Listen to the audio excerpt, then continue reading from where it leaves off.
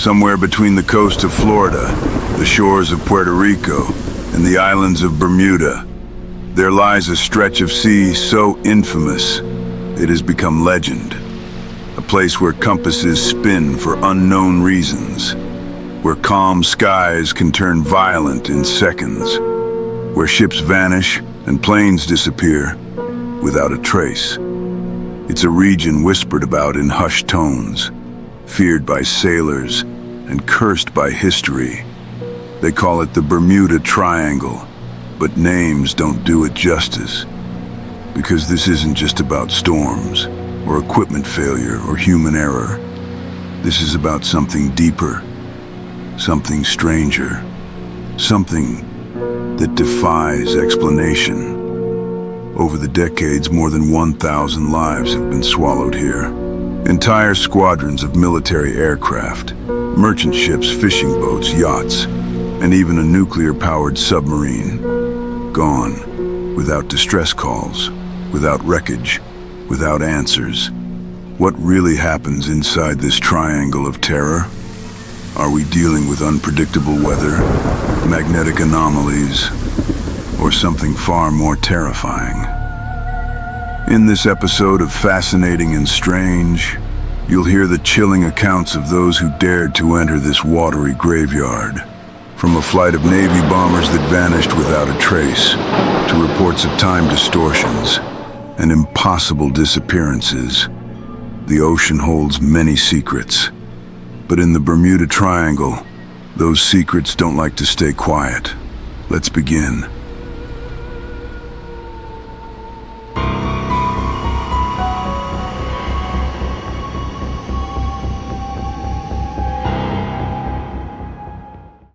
The vanishing of Flight 19, December 5th, 1945, just months after the end of World War II. At 2:10 p.m., 5 U.S. Navy bombers, known collectively as Flight 19, took off from Naval Air Station Fort Lauderdale in Florida. It was supposed to be a routine training flight. Clear skies, calm seas, experienced pilots. Nothing unusual. But within a few hours, all 5 planes vanished. No wreckage, no bodies, no distress signals, only strange, panicked radio messages. Even more baffling, a rescue plane sent to find them disappeared too, along with its 13 crew members. It became one of the greatest aviation mysteries in American history, and some say it's never been fully explained. This is the story of Flight 19, a tale tangled in confusion, fear, and the legend of the Bermuda Triangle. The mission was called Navigation Problem Number 1, a basic training mission for bomber pilots fresh out of World War II.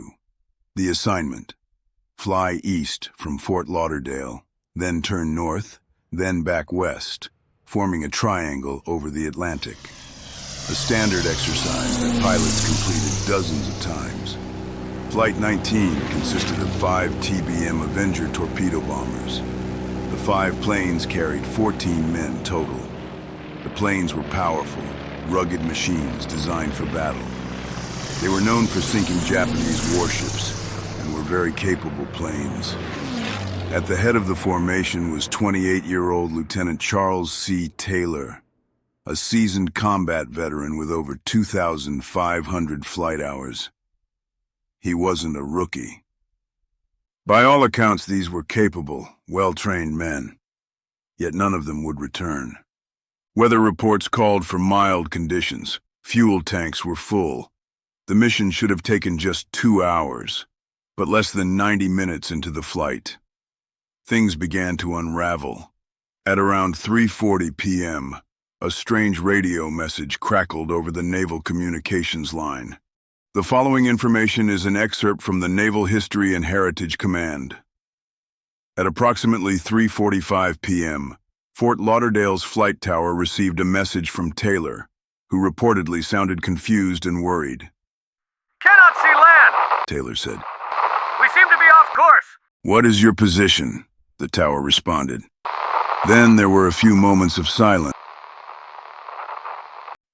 Tower personnel peered out into the clear day in the direction where the planes were supposed to be operating, but there was no sign of them.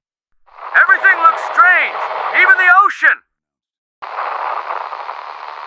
The radio operators on land tried to get his location, but Taylor, usually confident, sounded confused, disoriented.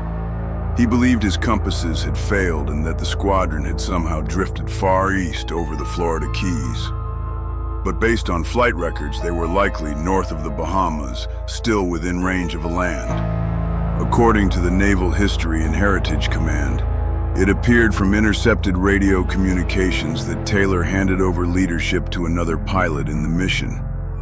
Could it be that he felt something was affecting his senses? After 20 minutes of radio silence, the new leader's voice transmitted to the tower, but it was trembling, bordering on hysteria. We can't tell where we are! Everything is... I can't make out anything! We think we may be about 225 miles northeast of base. Strangely, this pilot also appeared to be confused and frightened. For a few moments, the pilot rambled incoherently. His last communication was, It looks like we are entering whitewater! We're completely lost! according to the NHHC, the last garbled message ever heard from Flight 19 came in from FT-28, which was the call sign for Lieutenant Charles Taylor. In it, he said, All planes close up tight. We'll have to ditch unless landfall. When the first plane drops below 10 gallons, we all go down together. and then, silence. They were never heard from again. Within minutes, a search and rescue mission was launched. 2 PBM Mariner flying boats were scrambled from Banana River Naval Air Station to hunt for Flight 19. One of those rescue planes, Training 49, took off at 7:27 p.m. with 13 men on board. Less than 20 minutes later, the aircraft vanished from radar. No wreckage was ever found from that plane either. No survivors. In total, 6 aircraft and 27 men were gone. Just gone. So what happened? How could 5 military aircraft and a rescue plane vanish without a trace? Over the years, dozens of theories have emerged. Some scientific, others much stranger.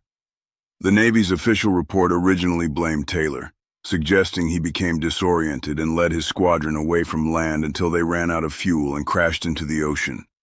But the Navy later changed the report to say, cause unknown. Taylor had reported that both of his compasses were acting strangely. Some have blamed geomagnetic anomalies, natural disruptions in the Earth's magnetic field that could affect instruments. But if so, why was the rescue plane also affected? Not to mention that if the pilots of the TBM Avenger bombers did run out of fuel, they had the ability to eject with a parachute in emergency situations. The area later became stormy as night fell, with 20-foot waves and heavy winds. If the planes had ditched, perhaps they were swallowed quickly by the sea. But none of this explains the total lack of debris. Not a single piece of a wing or fuselage. Now we enter speculative territory. Some believe Flight 19 was taken in some way into another dimension. We will now discuss one of the more bizarre first-hand accounts from a pilot who experienced something truly strange in the Bermuda Triangle.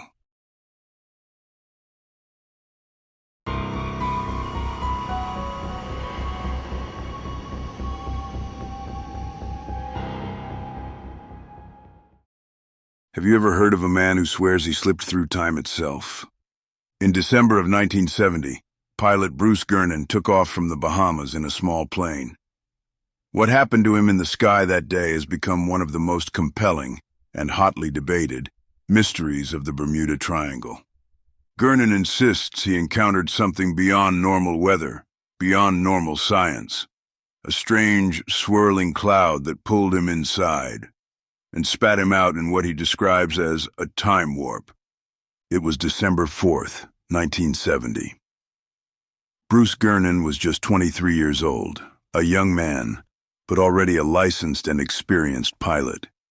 He often flew around Florida and the Bahamas, where unpredictable weather was a constant companion. On this particular day, Gernon wasn't alone. With him were his father, also named Bruce, and a business associate. They were flying from Andros Island in the Bahamas to Palm Beach, Florida. Their aircraft was a brand-new Beechcraft Bonanza A-36, a 6-seat, single-engine plane. A quick 2-hour flight across familiar skies, nothing out of the ordinary, at least at first. The flight plan. Gernon's planned route was simple. Depart Andros Island, head northwest toward Bimini, and then continue across the open waters of the Gulf Stream to Palm Beach. The skies were initially clear, but as they climbed to 1,000 feet, Gernon noticed a small, unusual cloud forming directly in front of the plane. At first, it didn't seem threatening, just a typical cumulus cloud. But as they approached, it rapidly expanded. In minutes, the cloud grew into a massive, darkening storm, and there was no way around it. At about 11:15 a.m., Bruce Gernon's plane entered the strange cloud. Inside, everything changed. He later described it as though they had flown into a massive tunnel, a perfectly cylindrical vortex of swirling gray mist. Lightning flashed within, but not like ordinary lightning. He said it was silent, almost ghostly, arcing around the walls of the tunnel. The instruments began to act erratically. The compass spun. Radio communication crackled into nonsense. And strangest of all, Gernon said the walls of the tunnel seemed to move with them, stretching forward as though they were being sucked through. His words. It felt like the tunnel was creating itself ahead of the plane. Then, after what seemed like only seconds, they shot out the other side into clear air.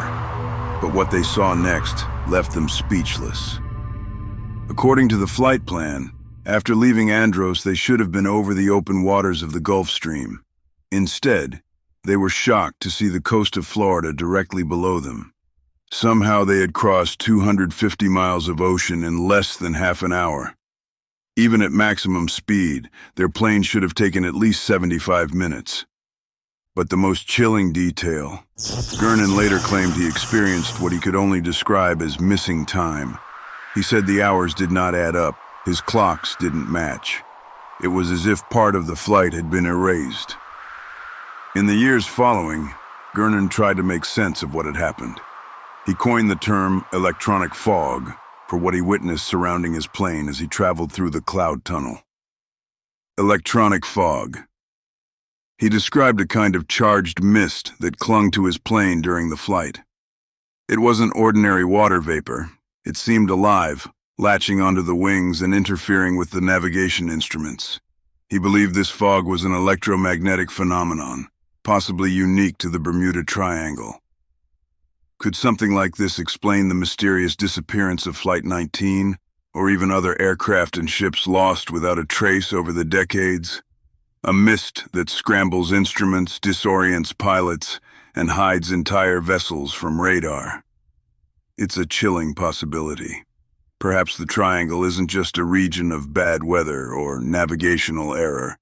Maybe, in some cases, it becomes a trap of invisible forces, where even the most experienced pilots can lose their way, leaving nothing behind but questions that may never be answered. Bruce Gernon's story remains one of the most famous Bermuda Triangle encounters ever documented. He co-wrote a book called Beyond the Bermuda Triangle and another one called The Fog, and has spoken at countless conferences about his experience. Make sure to check out the YouTube link below to hear Bruce Gernon tell his story in his own words. From the vanished squadron of Flight 19 to Bruce Gernon's eerie encounter with the electronic fog, The Bermuda Triangle continues to raise more questions than answers. But these aren't the only mysteries hidden beneath those turquoise waters. Reports of strange compass readings and ghostly lights stretch all the way back to Christopher Columbus, who recorded his own bizarre experiences while sailing through the same region more than 5 centuries ago.